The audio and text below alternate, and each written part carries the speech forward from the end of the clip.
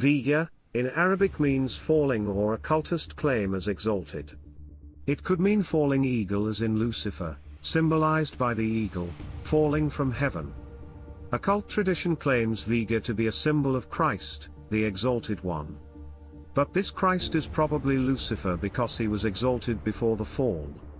Lucifer was created as the most brilliant of all of the angels and occupied an exalted position in heaven, below only the Godhead. Vega was the North Pole star at 12,000 BCE and will be so again around the year 13,724. So all this fall story could be a simple position change in the sky. Lucifer, musician of heaven. Before his rebellion, Lucifer appears to have led the worship of God in musical ways, being the chief musician of heaven. Tabrets and pipes are instruments of Lucifer. So in some Semitic cultures, music was seen as a work of evil. Below we can read this in Ezekiel.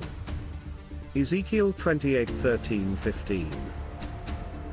Thou hast been in Eden, the garden of God. Every precious stone was thy covering, the sardius, topaz, and the diamond, the beryl, the onyx, and the jasper, the sapphire, the emerald, and the carbuncle, and gold. The workmanship of thy tabrets and of thy pipes was prepared in thee in the day that thou wast created.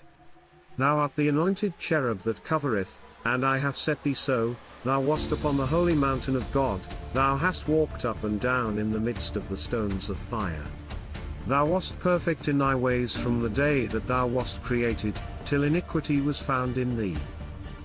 Vega, as Sapphire. The star, Vega, gives the appearance of being pale sapphire. Ezekiel 28 above states that, prior to his expulsion from heaven, Lucifer was covered with precious stones, and among these gems is mentioned the sapphire. Occult sources correctly describe Vega as a falling vulture. Vega vulture is based on the Greek myth of Orpheus, who was the greatest of all musicians. Lucifer rising. According to the occultist, the eagle on the Great Seal of the US represents Lucifer rising from the ashes of defeat to be exalted as God. Lucifer's former estate is allegedly reflected in the fact that Vega was once the pole star, the closest star to the northern celestial pole, which, in astrology, is regarded as the throne of God. Note in the following profile of Vega the exalted titles of this star, which correspond to the titles of Lucifer and his emissaries. In Babylonian astronomy, Vega, Alpha Lyra, is identified with Dilgan, the messenger of light, a name also applied to other stars.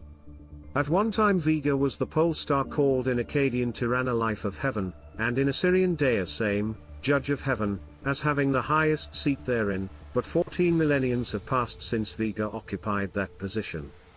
In Egypt it was Mart, the vulture star, when it marked the pole.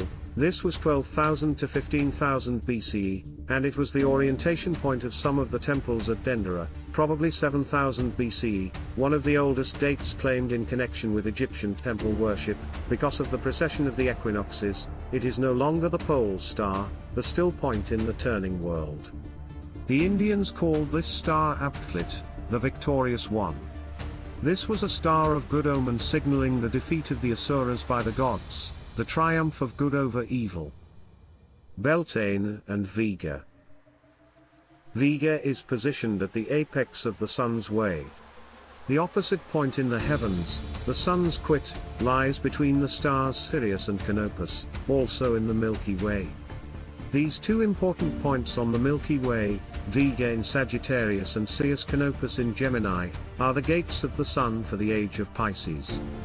Recall that Sagittarius is the gate of the gods, where the gods incarnate into matter. This is an important clue to the significance of Vega, as well as the fact that Vega rises at twilight on May 1st, the high feast of Beltane, the Druidic New Year. The sun is at its apex at high noon. Black magicians worship Satan at midnight, however, practitioners of so-called white magic worship Lucifer as the day star at high noon. Beltane is the Druidic feast of Baal, who rises from the underworld on that day. Beltane, force the spring.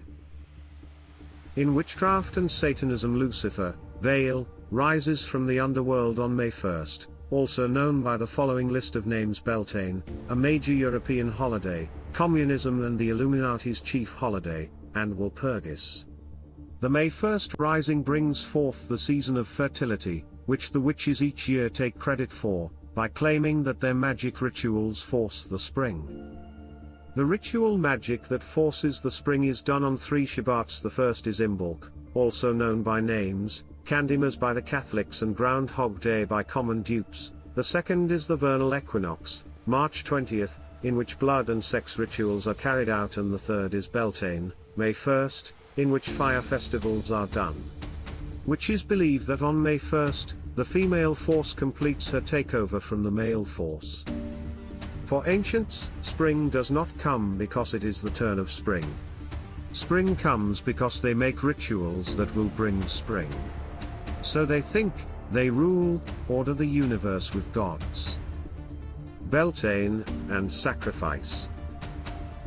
The high Druidic feast of Beltane was notorious for its fiery rites of human sacrifice. It appeared that these mass murders occurred regularly on the feast of Beltane, the 1st of May, to ensure fertility of the soil. The Celts celebrated 8 religious holidays, all of which were accompanied by sacrifice. Beltane and Samhain were times of great fear and uncertainty. Huge bonfires were lit on these nights, and hundreds of people were burned alive to placate the ever angry gods. Beltane literally means Baal's fire.